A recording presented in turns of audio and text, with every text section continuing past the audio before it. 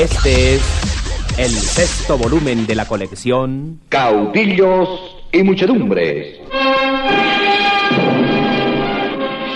Al cumplirse 20 años del asesinato de Jorge Eliezer Gaitán, la colección Caudillos y Muchedumbres, como un homenaje a su memoria viva, lanza este nuevo disco de larga duración con la auténtica voz del mártir del 9 de abril. He aquí sus palabras. Hace días, en un periódico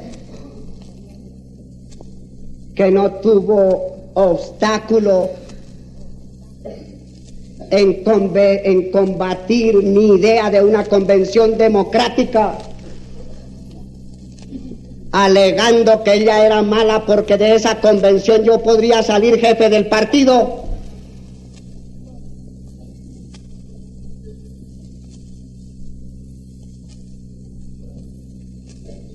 Se decía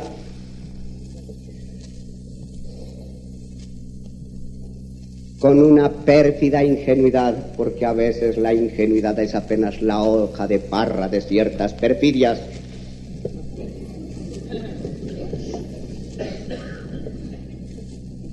que por desgracia se vislumbraba, y con esto parecía que querían robarse al presidente conservador.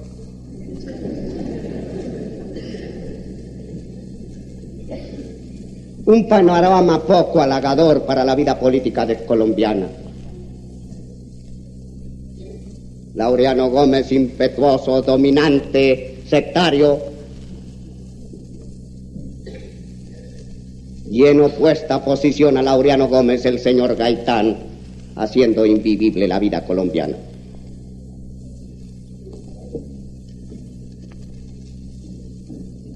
Yo nunca he ocultado esto, ni jamás lo ocultaré. Y ellos lo saben y él lo sabe. Tengo admiración por la personalidad de Laureano Gómez. Me encuentro a un abismo de sus ideas. Pero yo, que no soy un sectario, destaco al hombre. Y me gusta y me ha gustado el batallador y el luchador. Y me gusta el hombre que, aun cuando equivocado, se muere de amor por sus ideas, aun cuando sean las menos dignas de amor. Como me gusta el hombre que, aun cuando sea la griseta de la calle, cuando se lleva su corazón, le entrega todas sus noblezas y todos sus sacrificios.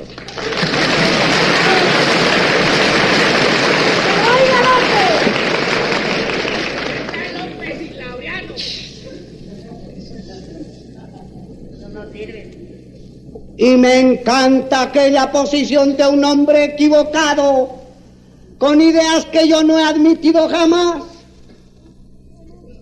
pero que no dejaba que los hombres de su partido comerciaran con mi partido y se vendieran por dádivas a mi partido.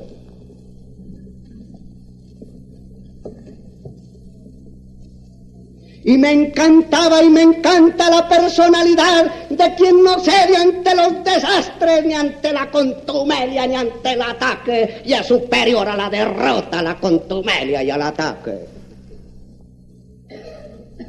Eso es razón humana que para mí tiene mayor fuerza que todas las razones. Esa razón de que hablaba Pascal a propósito del corazón. Esas razones del corazón que ignora la razón y que son el vibrar profundo de las primitivas fuerzas de la especie y de la vida.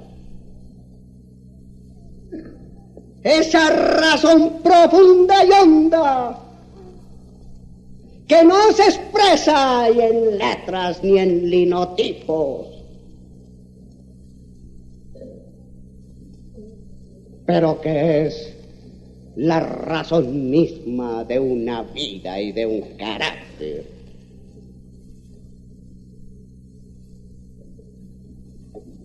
A a pesar de las ideas, en la distancia, en la lejanía de las ideas.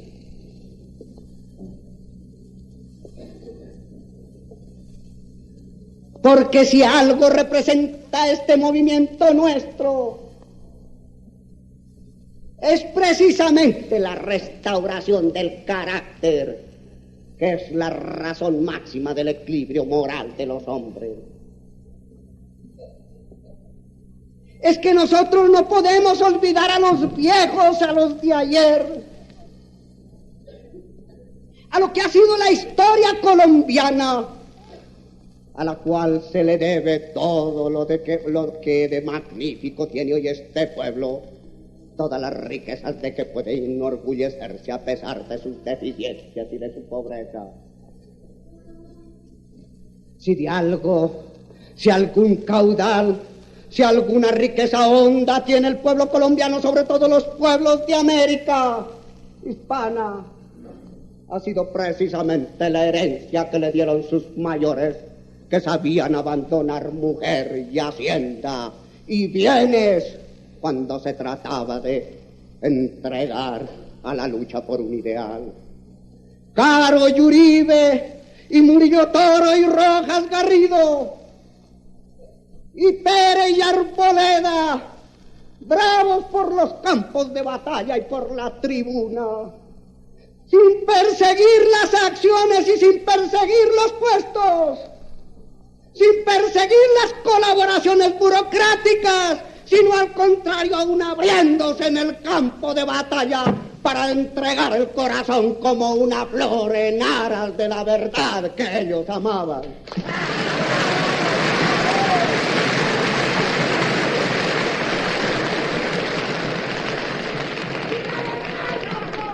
Por eso, cuando nos dicen que ya no debemos hablar de Peralonso y de la Humareda, yo entiendo que como objetivos doctrinarios no nos sirven en lo moderno. Pero es que la política, la gran política, la onda política, tiene un motor y un impulso, y las ideas nada valen sin ese motor y sin ese impulso. Y ese motor es el carácter, y ese motor es la dignidad humana, y ese motor es el fuego interno, y ese motor es la dignidad de la vida, y ese motor es el temperamento indomeñable de los hombres. No hablamos de la Humareda y de Peralonso como objetivos ideológicos, pero seguimos hablando de la Humareda y de Peralonso y de los viejos y de los grandes como modelos de carácter, como modelos de limpieza, como modelos de dignidad, como modelos de hombres que no se rinden ante la desgracia, como modelos de gente que sabe que es superior a la derrota y para la cual la desgracia es un estímulo para la mayor batalla y la mayor energía.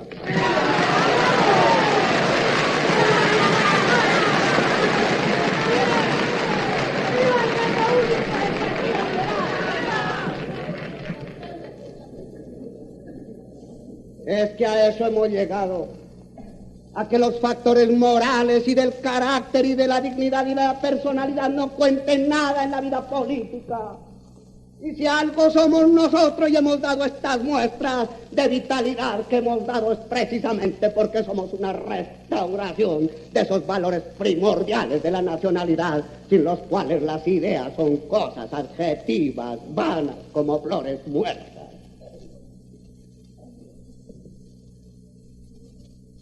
Para nosotros la política no puede ser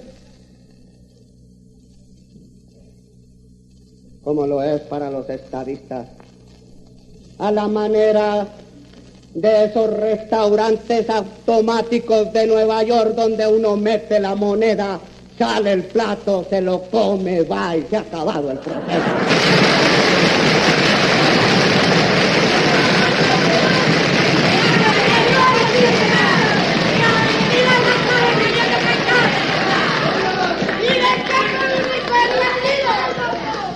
Por eso me encontráis ahora, después de una batalla electoral, perdida en el hecho material y numérico, todavía batallando. y empezando apenas la nueva batalla.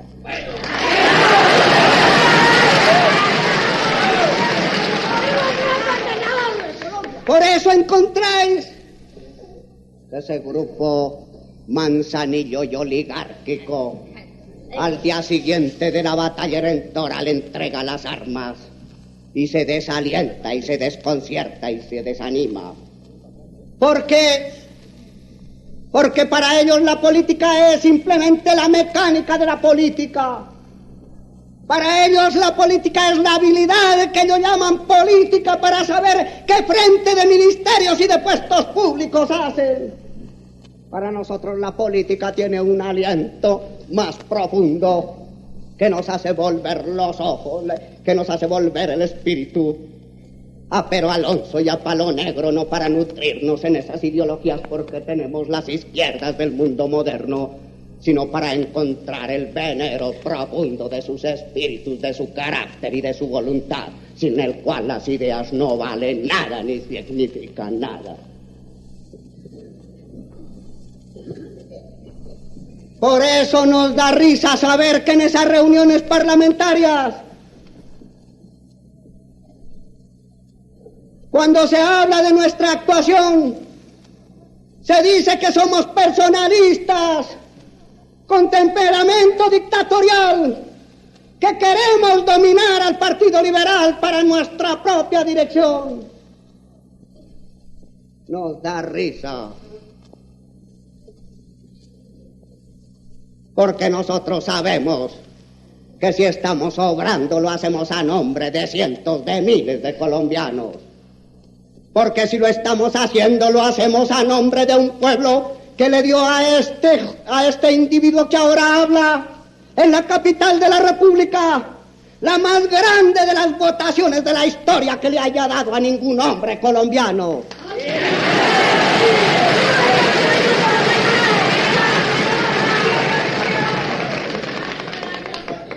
Porque lo estamos haciendo a nombre de los consejos y de las asambleas y de las masas turballistas a quienes engañaron.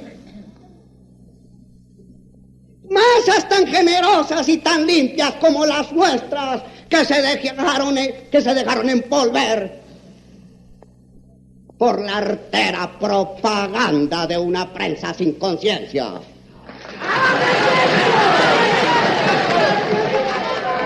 De esa prensa que le decía al pueblo liberal colombiano que el candidato de la legitimidad había que sostenerlo, porque sin la legitimidad del partido se perdía. De esa prensa que decía que el doctor Turbay era el candidato legítimo y que tenía las grandes mayorías, no solo en Bogotá, sino en toda la República, que le hablaba así al Partido Liberal, mientras nosotros ya sabemos que en secreto y en privado con puñalada matrera se dirigía al doctor Turbay para decirle que acabaran con la legitimidad y renunciara porque nada valía la legitimidad.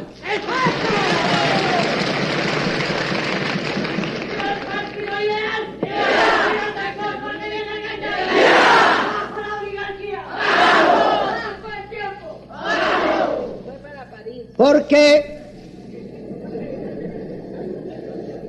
le sorprende y toman esto a carácter dictatorial el que estemos todavía en la lucha. Y dicen que eso es ser dictatorial. Pues yo estoy dispuesto a cederles el puesto, pero no a cederles el puesto en las camarillas para que vengan a imponerse sobre la voluntad y la conciencia del Partido Liberal, sin que el partido y las masas del liberalismo lo respalde. Que vengan como yo a estos sitios, que se vayan por las plazas y las calles como yo desde mañana me iré por el departamento de Boyacá y de todos los departamentos.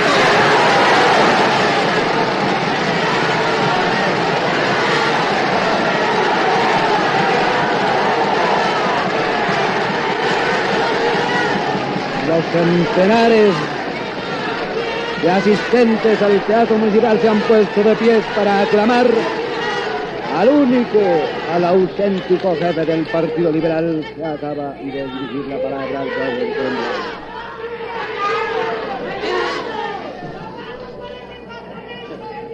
que abandonen un poco su profesión como yo la he abandonado, que se dediquen como nosotros nos hemos dedicado a hacer el carné liberal para formar el censo liberal, que se dediquen a hacer un periódico que defienda las ideas, que no sea una entidad plutocrática que tenga que poner primero sus intereses comerciales por encima de los intereses del partido.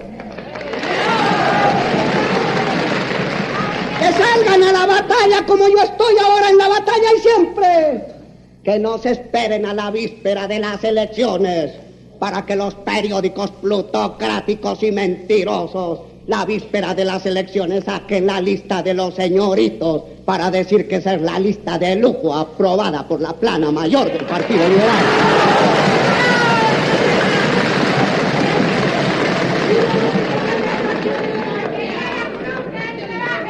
Que vayan al pueblo, que se pongan en contacto con el pueblo liberal, que lo alienten, que luchen, y entonces yo declaro esto, que ellos deben, si son superiores, tener el puesto que yo tengo, porque no estaría bien que yo, inferior luchador, metido a las especulaciones, ganándome tranquilamente mi vida, alejado de la masa a la que conduje en las pasadas elecciones, cerrando las oficinas de las direcciones liberales, sin carné y sin lucha, viniera mañana a decir que yo debo ser el jefe, porque eso sería inmoral, bajo e inaceptable.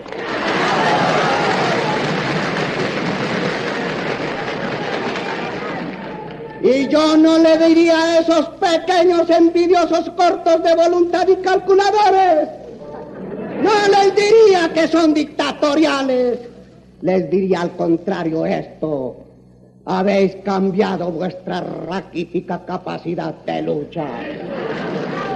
Habéis reemplazado vuestra recortada visión de la vida política por una fe. Ahora sois hombres y no dictadores, porque la democracia no es plato de lentejas solamente para la hora del convite, sino calvario de dolores para ganar una conquista por la justicia.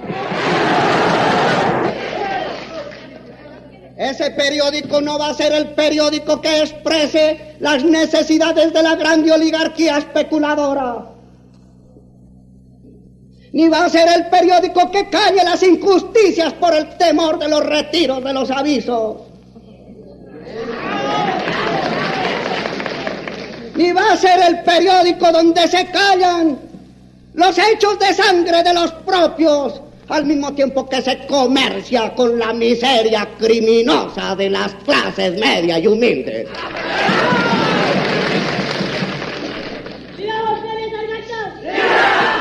Ese periódico no va a servir para decir y engañar a la gente sobre procesos políticos que no han existido y opiniones políticas que no se han presentado. Ese periódico no va a servir para desorientar al Partido Liberal en la forma que se ha hecho. Ese periódico no va a servir como otros para llamar caudillo y ambicioso a Rafael Uribe porque tenía personalidad. Para perseguir a Benjamín Herrera porque tenía personalidad, y que allí en aquellos cenáculos se persigue a todos los hombres que tienen personería propia, porque se necesitan esclavos de la conciencia para poderlos dirigir.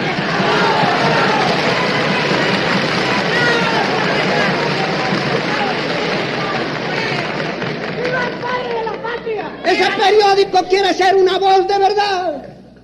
Y que cuando nuestros adversarios en los departamentos tengan éxito, sus corresponsales confiesen que tuvieron éxito nuestros adversarios. Y que cuando nosotros tengamos fracaso, sus corresponsales confiesen que nosotros fuimos derrotados en esta o en la otra ciudad. No esas máquinas de infierno y de mentira, encargadas de anarquizar la conciencia moral de los hombres de este pueblo.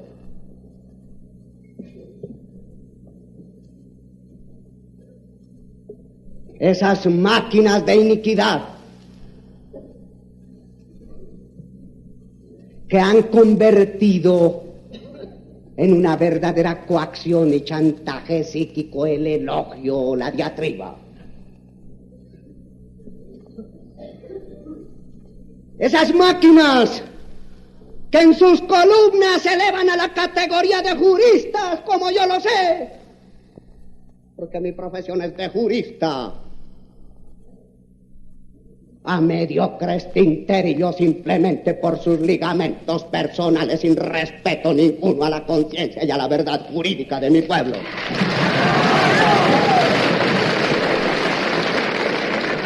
Esas máquinas de mentira y esas máquinas de anarquía moral en mi país.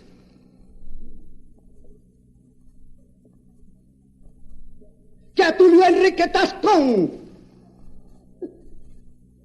de cuyas ideas estoy separado por un largo trecho, lo llaman, siendo él una cumbre moral y una de las más altas cumbres jurídicas de esta patria, como yo lo reconozco, su adversario filosófico.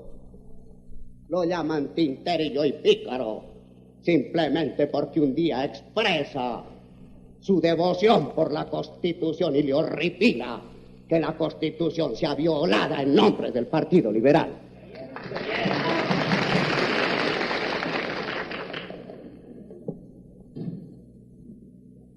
Esas máquinas de anarquía moral en Colombia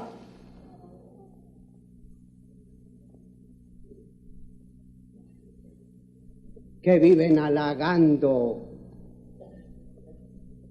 aún a los sectores que combaten de los obreros al comunismo y halagan al sindicalismo cuando lo creen poner al servicio de su concupiscencia electorera, que se unen con los comunistas a quienes dicen combatir y con los sindicalistas a quienes odian si los pueden usufructuar electoralmente, pero que atacan los sindicatos cada vez que ellos libran una batalla por sus verdaderos intereses económicos y sociales. Ellos que han inventado, como se ha inventado en este país, la corrupción de tener dirigentes sindicales a quienes se les pagan viajes, a quienes se les dan puestos, a quienes se les entregan granjerías a sus familias para que corrompan y desorienten el movimiento sindical. Ellos que estimulan esa farsa en virtud de la cual también la prostitución democrática llegó al seno de los sindicatos y allí no se expresa la verdadera voluntad de los obreros. Piensa que así realiza la inmoralidad dentro del pueblo y lo corrompe por medio de sus dirigentes incapaces de carácter y de conciencia para que se les entreguen al momento electoral, ya que solo la urna les interesa por la influencia económica que da, pero desprecian los hondos fondos de la justicia económica que tienen los sindicatos.